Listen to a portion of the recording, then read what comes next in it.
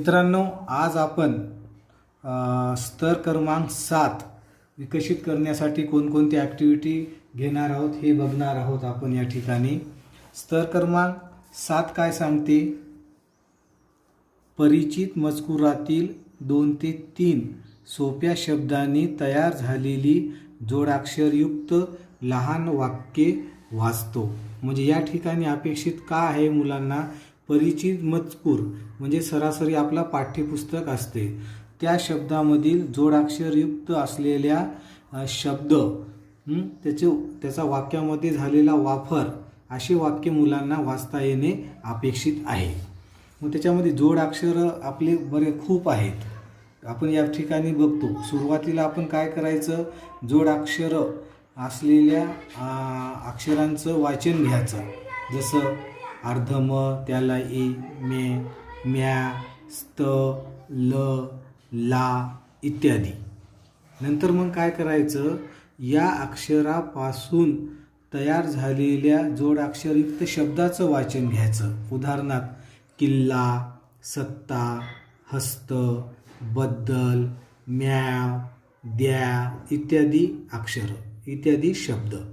जर अशा जोडाक्षरयुक्त शब्दाचा आपण सुरुवातीला जास्तीत जास्त सराव घेतला तर हा स्तर मुलामध्ये विकसित करण्यासाठी सहज मार्ग आपला मोकळा होतो. बघा, आता मी थोडा एक पॅटर्न तयार केला. तो पॅटर्न या ठिकाणी मी दाखवत आहे तुम्हाला.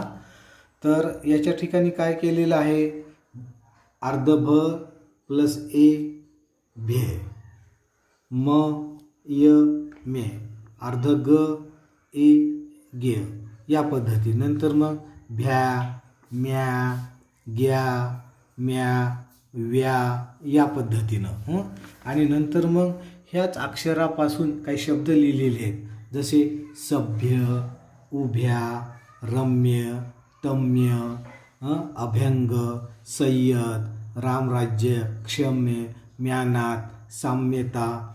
त्याच्यानंतर मग काही 4 अक्षरी थोडे मोठे शब्द.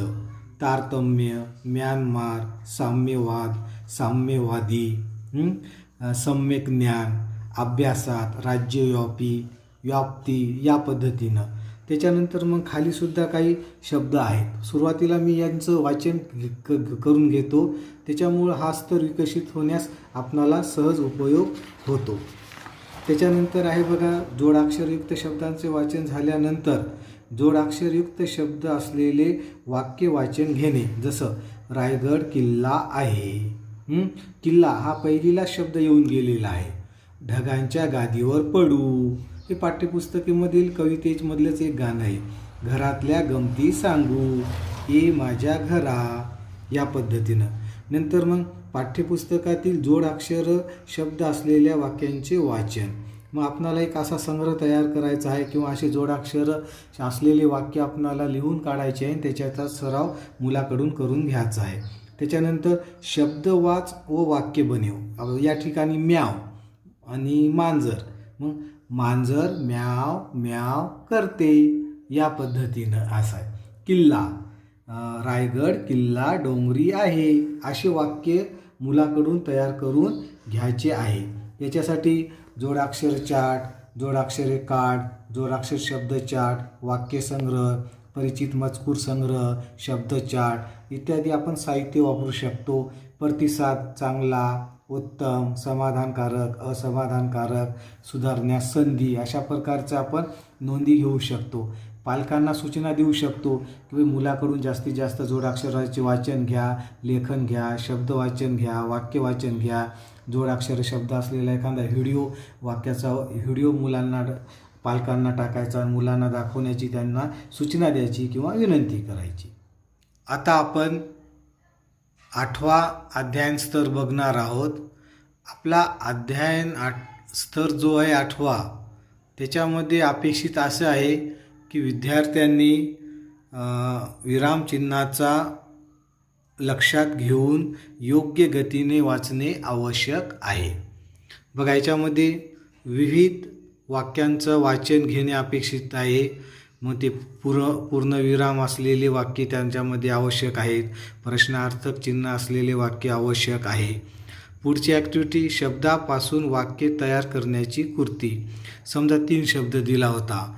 आज, मी, कावळा, आहे असे काही शब्द दिलेले आहेत. मग त्याच्यापासून वाक्य तयार करण्याची कृती मुलाकडून करून घ्यायची आहेत. विविध विरामचिन्हे असलेल्या वाक्यांचा सराव. उद्गारवाचक चिन्ह, प्रश्नार्थक चिन्ह, अवतरण चिन्ह, स्वल्पविराम असे विविध विरामचिन्हाचे वाक्यांचा वाचन मुलाकडून करून घेणं अपेक्षित आहेत. दिलेले शब्द वाक्य व त्यापासून 3 शब्दांचे वाक्य बनव. दिलेले शब्द, समजा काही शब्द दिले आहेत, त्या शब्दापासून वाक्य मुलाकडून तयार करून घ्यायचे आहेत. कुठे गेला होतास तू, या पद्धतीने. वाक्य वाच व योग्य विरामचिन्ह दे किंवा सांग. म्हणजे त्यांना वाक्य वाचायला लावायचं आणि त्या वाक्यासमोर कोणतं विरामचिन्ह आहे तेही त्यांना सांगायला लावायचे. व्हिडिओ दाखवून सराव. मग काही वेगवेगळे विरामचिन्ह असलेले वाक्य असा व्हिडिओ असतो, तो व्हिडिओ मुलांना दाखवायला लावायचा आणि सराव घ्यायचा. 9वा स्तर आहे बघा, परिचित मजकुरातील 3 ते 5 सोप्या शब्दांनी तयार झालेली लहान वाक्ये वाचतो.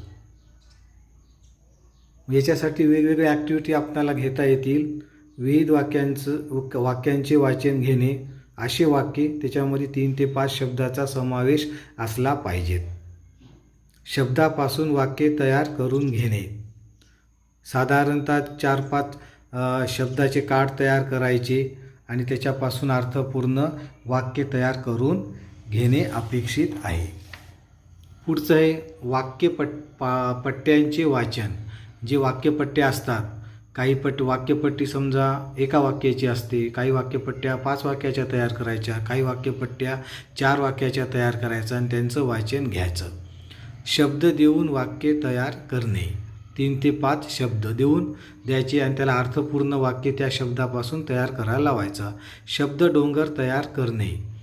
5 शब्दापर्यंत साधारणतः आपण शब्द डोंगर तयार करतो आणि त्याची शब्दसंख्या स्टेप बाय स्टेप वाढवता येतात. त्याच्यामुळे विद्यार्थी 5 ते 6 शब्द असलेले वाक्य सहज तयार करतो. म्हणून शब्द डोंगर तयार करण्याची कृती खूप परिणामकारक या ठिकाणी दिसून येते. शब्दांचा योग्य क्रम लावून अर्थपूर्ण वाक्य तयार कर. काही शब्दाचे कार्ड मुलासमोर टाकायचे आणि त्याच्यापासून अर्थपूर्ण वाक्य मुलाकडून तयार करून घ्यायचं. आपल्या वाचन पेटीमधील सुद्धा बरेचसं वाचन शब्दपट्टे आहेत, वाक्यपट्टे आहेत, त्यांचं वाचनसुद्धा मुलाकडून घेता येतील. याच्यासाठी वाक्यसंग्रह, शब्द डोंगर, शब्द कार्ड या प्रकारचं साहित्य आपणाला उपयोगी पडते. आणि ह्या नोंदी उत्तम, चांगला, शब्द डोंगर तयार करतो, समाधानकारक या पद्धतीने घेऊ शकतो. पालकांनासुद्धा वाक्यांचे वाचन करण्याची सूचना देऊ शकतो, विनंती करू शकतो. शब्द डोंगर तयार करण्याची विनंतीसुद्धा पालकाकडून करून घेऊ शकतो आपण.